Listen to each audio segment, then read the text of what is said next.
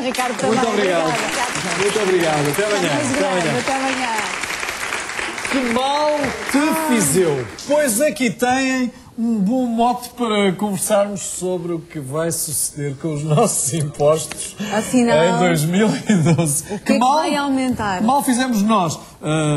Pronto, são consequências de algumas despesas a mais cometidas por todos, pela nossa sociedade, que agora vamos ter que as pagar. Connosco temos Domingos Azevedo, que é bastonário da Ordem dos Técnicos Oficiais de Contas. Olá, meu caro. Olá, Boa tarde. Mais do que hoje constatar o que vamos perder, talvez o melhor seja armarmos quem nos vê de formas de conseguir suplantar as dificuldades que não se adivinham, já se sabem que aí estão. Comecemos por observar alguns exemplos e depois conversamos aqui mais adiante. Vamos lá então ver o que parte daquilo que nos vai suceder.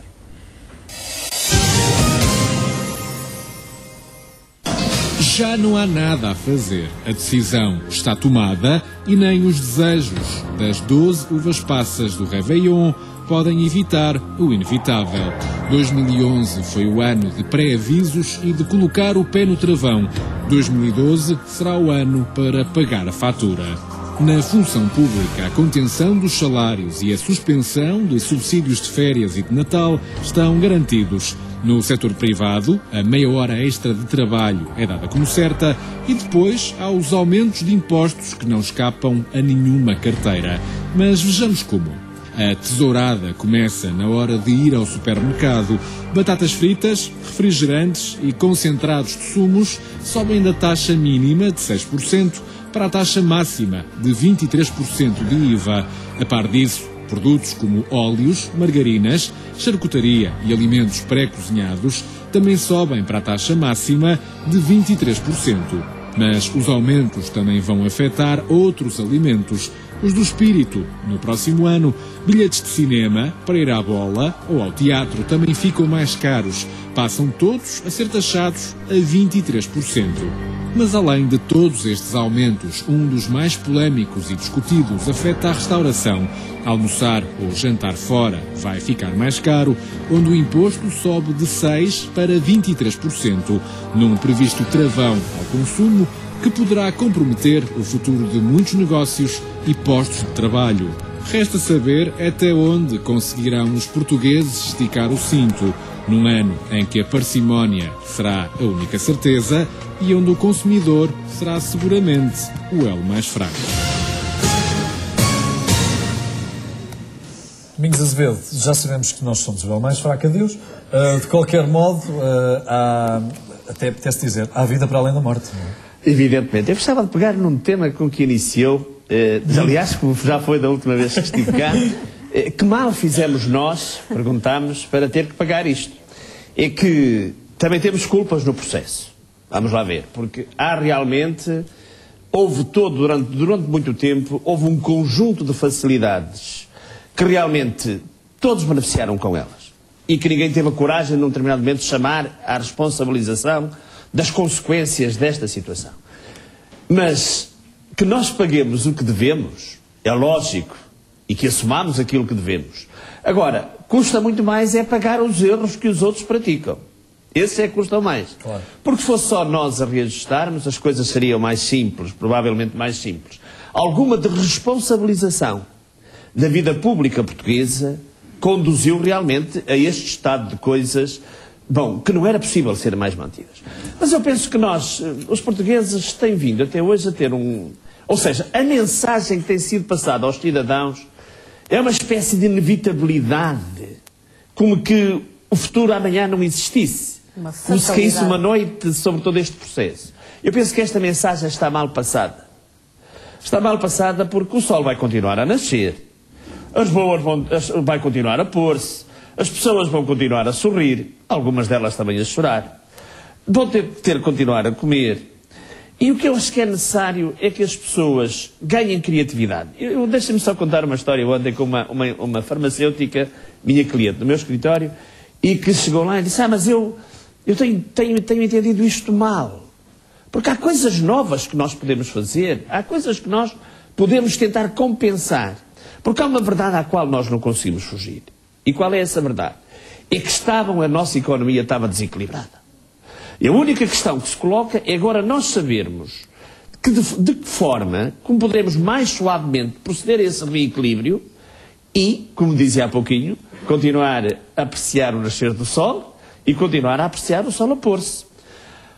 Algumas das questões, na minha ótica, e penso que o Governo já deu também alguns sinais de que, de facto, alguma coisa pode acontecer, tem a ver com a visão como este processo deve ser reajustado. E poderá provocar alguns problemas cuja dimensão, neste momento, ninguém consegue avaliar. Por exemplo, qual é o efeito que terá o aumento na restauração, no turismo português? O aumento da taxa dos 13% para os 23%, no turismo, porque a restauração tem a ver com a hotelaria, tem a ver com todo um conjunto de coisas que se prende com o nosso turismo. Agora, qual o efeito que isto vai ter no processo? Há uma outra coisa interessante. Sabemos que a vizinha Espanha está a acautelar o turismo e não aumentou a taxa do IVA. Exatamente. Mas há propositadamente para aproveitar a oportunidade. Há um outro dado que é necessário também prestar-lhe atenção. Por exemplo, nós temos o caso da eletricidade, mas o caso da eletricidade, penso que já aqui comentei, deveria também pedir-se um bocadinho de esforço, por exemplo, aos lucros dessas empresas, porque continuam a dar milhões e milhões de lucro. E pede-se apenas às pessoas que têm o salário mínimo nacional ou têm vencimentos pequenos. Isto não se aplica às empresas porque as empresas deduzem o IVA, mas aplica-se aos cidadãos que chegam no final do mês e que têm que pagar um IVA que era a 6%, que agora passou para 23%. Isto é, todo o pendor disto, e essa é a minha crítica, está a cair sobre o cidadão. E não, pedir-se um esforço, por exemplo, se em vez de ter tantos centenas de milhões de euros de lucro, que tenham menos um bocadinho e que se repartam os sacrifícios um bocadinho mais. Seria possível vender uma empresa que desse menos lucro, e estamos a falar na EDP, e que desse os milhões que aparentemente chegarão da China, se a empresa desse menos proveito? Ora bem, mas a empresa continua com o mesmo proveito, os proveitos continuam os mesmos, se esse dinheiro beneficia para os cidadãos, então o efeito é o mesmo. Aparentemente beneficiará, não é? Ao entrar essa venda nas nossas contas. A grande dúvida é se vai beneficiar ou não. Mas o que eu penso que poderá acontecer ainda em 2012 poderá ser uma renegociação dos prazos, o que permitirá dilatar mais no tempo este reajustamento que a economia portuguesa precisa. Mas atenção que os efeitos... Isso que a economia portuguesa precisa. Que a economia portuguesa precisa. Isso é indiscutível e muito simples. Se vocês nas vossas casas tiverem um vencimento de 1.000 euros e tiverem uma despesa de 1.100, vocês durante um primeiro mês, o segundo, o terceiro, os credores lá vos vão fiando um mesito, a diferença, os irmãos ou os pais já emprestam um bocadinho de dinheiro para cobrir a diferença, mas há de haver um momento em que têm que reequilibrar e têm que fazer cortes. E não estamos a falar nada do outro mundo. O que acho que é importante é que nós também não vejamos esta coisa, e a mensagem tem que ser uma mensagem de esperança, uma mensagem de que é possível, uma mensagem de que vale a pena e uma mensagem de que nós é que temos que fazer estes reacertos. Porque estes aumentos vão ter outro efeito. Por exemplo, se nós verificarmos o aumento... Quero pegar nestes exemplos. Pego nestes exemplos, com a vossa autorização. Com certeza. Eu podia para passar, por exemplo, águas minerais. Vai passar de 6 para 13, passa a ter um aumento de 7%. Ora bem, mas 7%, tenho até aqui um caso, 7% dará, nestes casos, quebrados, 1.10, 1.12, 1.13. Ora, vocês quando vão a um café, ninguém vai levar 1.13. Quem é que tem lá os 3 cêntimos para dar? Evidentemente que vão reajustar para 1.15. Sim. Não é verdade? Ou quem diz estas situações, por isso, este agravamento pode ser, em algumas situações, o dobro do agravamento do próprio IVA. Por causa do dito reajustamento. Porque antigamente, nós hoje vemos, ia-se um café custava 40 escudos, 50 escudos. 20 cêntimos. Hoje quanto é que custa? 60 cêntimos, 50 cêntimos, 70 cêntimos, consoante o caso, quer dizer, há o dobro. E estas pequenas chegam ao coisas, euro com alguma facilidade. Claro. E estas pequenas coisas podem ter e vão ter um efeito naturalmente bastante acentuado. Uma das outras questões interessantes é que as águas, por exemplo, que podem ter implicações com a saúde. Depende, naturalmente, das águas públicas que nós tivermos, porque o aumento também é muito significativo. Mas se nós verificarmos, por exemplo... As nossas águas públicas são de qualidade, ou pelo menos são reconhecidas como tal. Que seja verdade. É, não é? Que seja verdade, que tenha efeitos. Olha, eu em minha casa bebo só água, enfim, água engarrafada. Mas, como estava a dizer, uma das outras coisas interessantes eu pedia para recuar ou para avançar? Não, para manter. Sim. Uma das outras questões interessantes é aqui a cultura. São aquelas pequenas coisas onde nós cortamos à primeira vista, onde, em vez, porque começámos a cortar, como em vez de irmos almoçar 2 vezes fora, vamos só almoçar uma vez, não é verdade, para reajustar. Nós, cada um agora, é que tem que ter a criatividade suficiente para reequilibrar as suas necessidades, ou seja, os seus gastos, aos seus proveitos. Estabelecer critérios. Exatamente, porque como eu dizia no princípio, não é possível manter-se por muito tempo essa situação deficitária, que era o que acontecia exatamente com a economia portuguesa. Ora, o que se está a pedir é exatamente esse reajustamento. Mas não façam este reajustamento não tendo uma perspectiva de futuro. É interessante. É interessante que quando nós reequilibramos poderemos, não digo voltar àquela fase, enfim, galopante que a nossa economia muitas coisas teve, mas depois do reajustamento virá a normalidade, perfeitamente convencido. Mas a cultura vai sofrer um abalo grande, evidentemente, quando fala aqui nos bilhetes de teatro que eram sujeitos a 16 passam para 13, e o cinema, etc., tudo isto é significativo em termos das despesas das pessoas. Neste caso, gostaria também que os empresários daquele setor vão ter também que baixar os preços dos bilhetes para que não se sinta tanto o aumento do IVA. Mas, porque senão, sem público, deixa de se justificar também, a existência de tais. É verdade, mas também uma pescadinha de rabo na boca. Mas também as empresas de espetáculos com prejuízos não conseguem sobreviver. Pois é, essa é a relação que tem que se fazer. E o problema é que hoje sabemos que na cultura, na grande maioria das vezes, não se ganha dinheiro. Sobrevive-se. É com subsídio ou dependência. Exatamente. Claro. Subsídio ou dependência que terá uma tendência a agravar-se. E depois, a acentuar mais este pormenor, há uma outra questão. É a eliminação consecutiva que tem vindo a acontecer e vai continuar a acontecer das prestações sociais, de caráter social, que o Estado vinha a prestar aos cidadãos e que vai ter também que reduzir em muitos domínios, porque, como dizia, não tendo dinheiro, eu muito gostaria de ter o melhor jato do mundo. Se calhar até gostava de ter o iate do Ibrahimovic, não era? Era uma maravilha. Mas não posso. Nós temos que condicionar a nossa vida, naturalmente, às nossas possibilidades. Não parar por aí, continuar a sonhar, porque o sonho comanda a vida, como é evidente, mas ter a noção da realidade. Durante os tempos. Exatamente. Eu pedia para a realização para passar o próximo quadro. Os bilhetes do futebol.